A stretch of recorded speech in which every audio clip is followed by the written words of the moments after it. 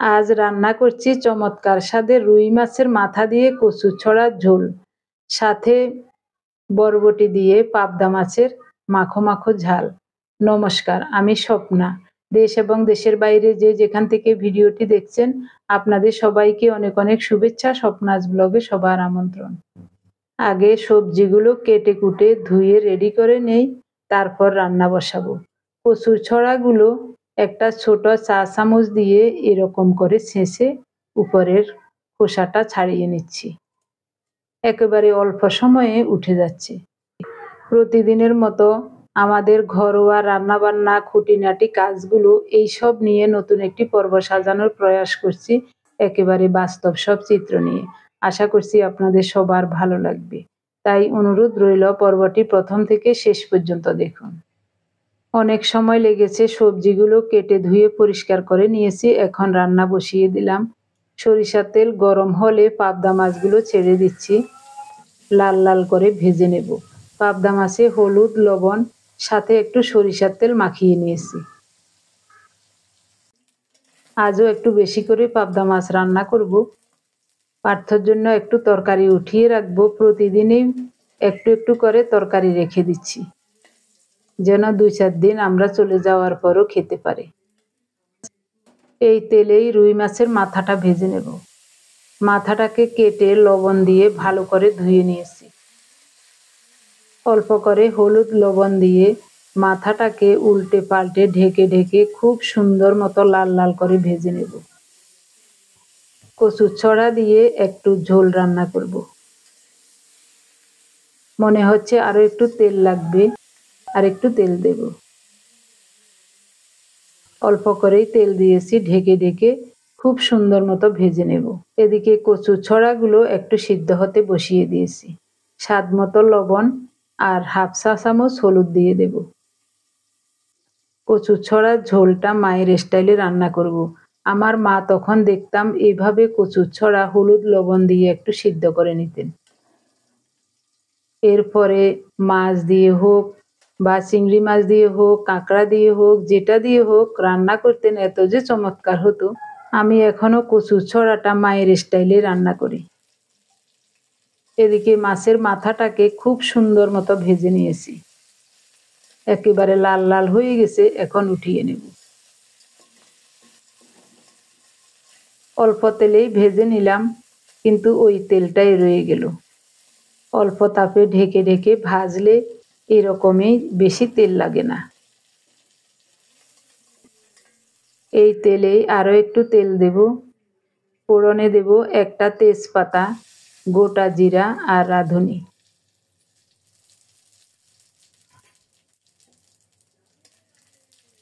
নেড়ে চেড়ে ফোড়নটাকে একটু লাল লাল করে ভেজে নেব। রাঁধুনি ফোড়নে দিলে এমনিতেই দারুণ একটা মিষ্টি ঘ্রাণ বের হয়। এখন হাফ সিদ্ধ কচুর ছড়া ছাঁকনির সাহায্যে ছেঁকে দিয়ে দেব।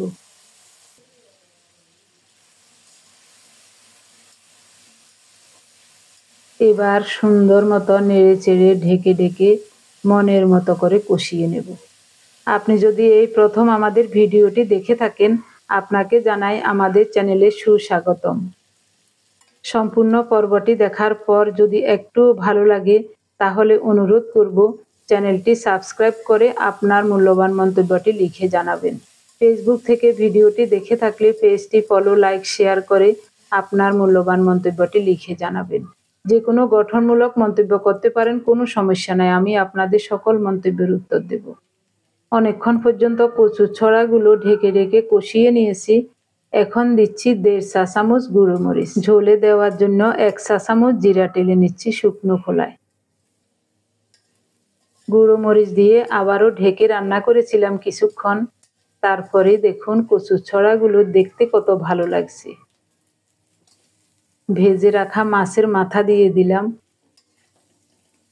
আবারও কিছুক্ষণ কষিয়ে নিয়ে এখন কচুর ছড়া সিদ্ধ করা সেই জলটা দিয়ে দেব।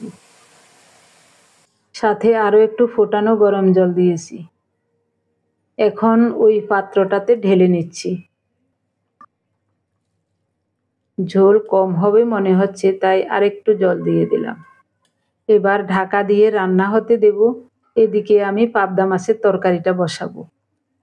অল্প করে সরিষার তেল দিয়েছি, কালো জিরা ফোড়নে দেব, একটা কাঁচামরিচও ভেঙে দিয়ে দিলাম।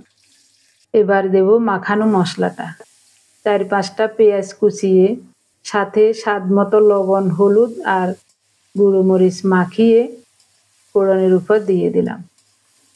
এবার ঢেকে ঢেকে খুব সুন্দর করে মশলাটাকে কষিয়ে নেব। বরবটি সিমগুলোও পরিষ্কার করে কেটে ধুয়ে জল ঝরিয়ে রেখেছি। ভাজা জিরাগুলো হামানদিস্তাতে গুঁড়ো করে নিলাম। কাঠের হামানদিস্তা খুবই সুন্দর। জিরার গুঁড়োগুলো এখন ঝোলের উপর দিয়ে দেব।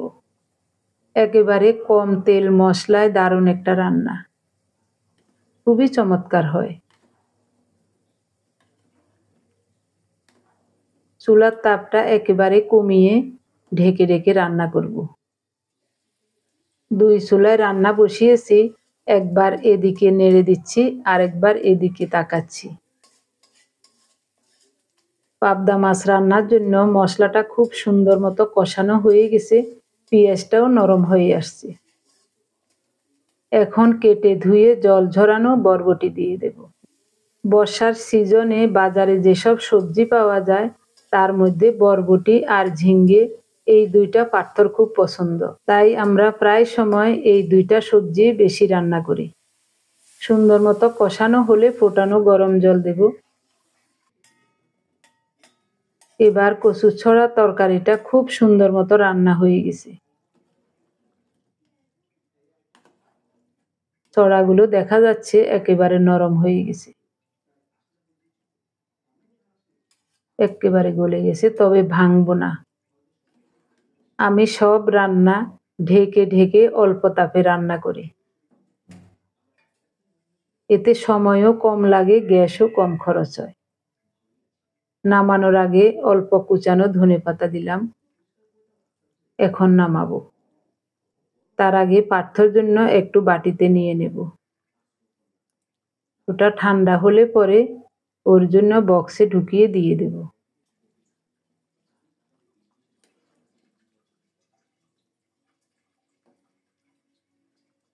দেখতেই ভালো লাগছে।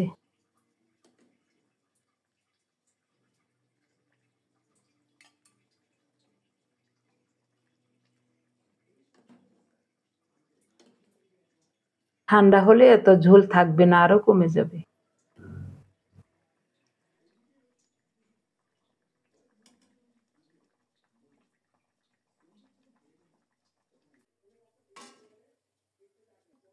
ঢাকা দিয়ে অল্প কিছুক্ষণ রান্না করেছিলাম, এরই মধ্যে সিমও খুব সুন্দর মতো সিদ্ধ হয়ে গেছে। এখন ভেজে রাখা পাবদা মাছগুলো দিয়ে দেব। মাছগুলো খুব সুন্দর মতো লাল লাল করে ভেজে রেখেছি।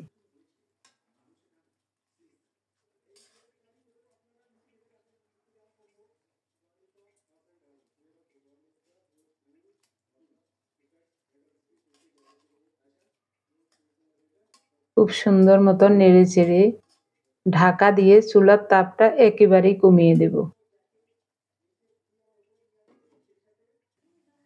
2-3 মিনিট ঢাকা দিয়ে রান্না করেছিলাম, খুব সুন্দর মতো রান্নাটা হয়ে গেছে, ঝোলও আর শুকায় নাই, ওই রকমই রয়েছে। পার্থর জন্য একটু তরকারি উঠিয়ে নিচ্ছি।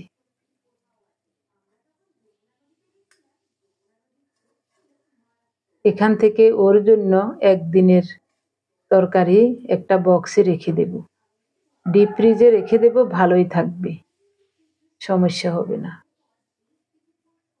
রান্না বান্না শেষ, এখন চুলাটা অফ করে দেব। এখন দিনের 4টা বাজে। আমাদের জন্য দুপুরের খাবার বেড়ে নিলাম, সাথে দুধ ভাত খাবো, দুধও একটু জাল করে নিয়েছি।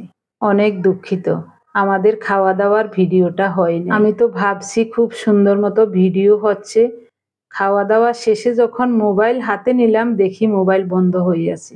সাথে সাথে দেখলাম কতটুকু ভিডিও হয়েছে, দেখি সামান্য একটু ভিডিও হয়েছে, আর হয় নাই, কারণ মোবাইলে চার্জ ছিল না। দুপুর বেলায় মোবাইলটা চার্জে দিয়েছিলাম, তখন আমি এত বোকামি করেছি, মোবাইল চার্জে দিয়েছি ঠিকই, সুইচটা অন করি নাই। আবারও বোকামি করলাম, তাড়াহুড়ার মধ্যে মোবাইলটা না দেখেই আমি আবার অন করে দিয়েছি ভিডিও করতে। এই কারণে মোবাইলটা অফ হয়ে গেছে। পরে আমার খুব ভয় হয়েছিল যদি মোবাইলটা আর অন না হয়। পরে আবার যখন চার্জে দিলাম আস্তে আস্তে মোবাইলটা অন হয়েছে। তারপরেও খাওয়া দাওয়া শেষে বসে থাকি নাই, মোবাইলটা চার্জে দিয়ে থালা বাসন সব ধুয়ে তারপরে আবার কাপড় কাটতে বসে গিয়েছিলাম। আমার জন্য একটা ব্লাউজ পিস কেটেছিলাম মিষ্টি কালারের। ওনাকে বলেছিলাম এই কালারটা এনে দিতে। একেবারে মনের মতো একটা কালার এনেছেন। তো এখন ব্লাউজ পিসটা কেটে নিয়েছি, সেলাই করব। তার আগে 2টা বালিশের কভার সেলাই করছি। এটা আমাদের নয়, অন্য মানুষের। 2টা বালিশের কভার, বিছানা চাদর এগুলি সেলাই করব। কভারগুলো কেটে ভাঁজ করে নিয়েছি, তারপর একটু টাক দিয়ে নিয়েছি, তারপরে সেলাই করছি। এখন বেশি সময় লাগবে না সেলাই করতে, অল্প সময়ে সেলাই করা হয়ে যাবে। একটা সেলাই হয়েও গেছে। এরকম আমাদেরও একটা বিছানা চাদর আছে, এই দেখুন।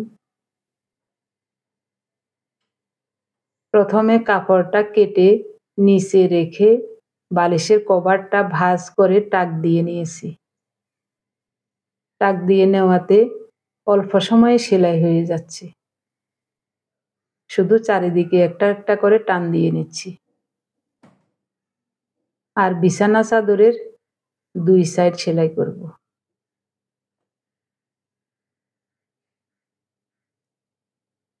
ঘরে বসে থাকি না, সারাদিন একটা না একটা কাজ, অনবরত কাজ লেগেই আছে। ব্লাউজটা আজ সেলাই করে নেব, হাতের কাজ আগামীকালও করতে পারবো। গতকালের ভিডিওটা আপলোড হয়েছে 3:15টার দিকে। আমার প্রিয় ভাই বোন বন্ধু স্বজন আপনারা সবাই ভিডিও দেখে কে কি কমেন্টস করছেন, আমার মনটা শুধু ছটফট করছে, এখনো দেখতে পারি নাই। এই ভিডিওটা শেষ হলেই ওই আপনাদের কমেন্টসগুলি দেখব, তারপরেই আজ সারাদিনের ভিডিওটা এডিট করব, ভয়েস দেব, আপলোড দেব। রাত 12টা পর্যন্ত আমার কাজ থাকে। এর মধ্যে আবার মেয়েদের কাছে ফোন করা, ওদের একটু খবর নেওয়া, আবার আত্মীয় স্বজন আছে, ভাই বোন আছে, ওদের কাছেও মাঝে মাঝে ফোন করি। এইসব করতে করতে অনেক সময় লাগে। তেমন ভারী কাজ নয়, এই কাজগুলো হালকা, তবে সময়ের ব্যাপার। একটা বালিশের কভার সেলাই করতে বেশিক্ষণ সময় লাগে না, মনে হয় 3-4 মিনিট সময় লাগে। তবে কেটে ভাঁজ করে একটু টাক দিয়ে নিতে তখন সময় লাগে। সেলাই করতে বেশিক্ষণ সময় লাগে না। আমার প্রিয় ভাই বোন বন্ধু স্বজন আপনারা যারা প্রতিনিয়ত ভালোবেসে আমাদের ভিডিওগুলি দেখে যাচ্ছেন এবং ভিডিও দেখে সুন্দর ও গঠনমূলক কমেন্টস করে আমাকে কাজ করার শক্তি এবং সাহস জুগিয়ে যাচ্ছেন, আমি আপনাদের সবাইকে জানাই অজস্র অজস্র ধন্যবাদ, অভিনন্দন এবং কৃতজ্ঞতা। এখন বলবো প্রিয় মানুষগুলোর নাম। গতকালের ভিডিও দেখে যারা কমেন্টস করেছিলেন আমি আপনাদের সবার নাম খাতায় লিখে নিয়েছি। গতকালের ভিডিও দেখে প্রথমেই কমেন্টস করেছিলেন মনিকা সাহা, বিভা সেন গুয়াহাটি আসাম থেকে, নির্মলা দেওরি, শিউলি দত্ত কোচবিহার থেকে, শিখা সিনহা রয় কলকাতা থেকে, কৃপালিনী নাথ, শিবানী ভৌমিক ময়মনসিংহ থেকে, সুমিতা দে আসাম থেকে, রাবেয়া বসরি ঢাকা থেকে, কাবেরী ভৌমিক ময়মনসিংহ থেকে, বিজয়া চক্রবর্তী হায়দ্রাবাদ থেকে, হর্ষ বসাক সোদপুর থেকে, মলি দাস ঢাকা থেকে, রানু বেগম ইতালি থেকে, রুম্পা দেবরয় ভারত থেকে, আনকাট রুবি শিখা মজুমদার কৃষ্ণনগর নদিয়া ওয়েস্ট বেঙ্গল ইন্ডিয়া থেকে, রিনা মুখার্জি কলকাতা থেকে, অনিমা বোস রাঁচি থেকে, আসমা বেগম কানাডা থেকে, শায়লা মিতা লাইলি সিলেট থেকে, এন ঘোষ কলকাতা থেকে, মন ইসলাম উত্তরা কিসেন, রয় অরুণ কলকাতা থেকে, সুইটস ডেলি ব্লগ নাসিপা, রোজি ইসলাম। আপনাদের সবাইকে জানাই অজস্র অজস্র ধন্যবাদ, অভিনন্দন এবং কৃতজ্ঞতা। ফেসবুক এবং ইউটিউবে যারা প্রতিনিয়ত আমাদের ভিডিও দেখে সুন্দর এবং গঠনমূলক কমেন্টস করে যাচ্ছেন, যারা ভিডিও দেখে একটা লাইক দিয়ে যাচ্ছেন, অথবা যারা শুধু ভিডিও দেখে যাচ্ছেন, সকল বন্ধুদের জানাই অজস্র অজস্র ধন্যবাদ, অভিনন্দন এবং কৃতজ্ঞতা। যদি কোনো সমস্যা না থাকে, আপনারা কে কোথায় বসে আমাদের ভিডিও দেখে কমেন্টস করছেন জানাবার অনুরোধ রইল। আমার এটা জেনে ভালো লাগবে যে আমাদের ভিডিও কত দূর যাচ্ছে, কোথায় কোথায় বসে আপনারা আমাদের ভিডিওগুলি দেখছেন। মেশিনে সেলাই করার পর হাতে যে আগে টাক দিয়েছিলাম ওই সুতাটা টেনে টেনে ফেলে দিয়েছি। এখন কভারটা দেখুন কত সুন্দর লাগছে দেখতে। ভিতরে বালিশটাকে আটকে রাখার জন্য ভিতরে একটু কাপড়ও রেখেছি 6 ইঞ্চির মতো। এবার ভালো করে দেখে নেব, কোথাও কোনো সুতা যদি থাকে ওই সুতাটা কেটে ভাঁজ করে রেখে দেব। সবাই ভালো থাকুন, সুস্থ থাকুন, দেখা হবে আগামী পর্বে। ধন্যবাদ সবাইকে।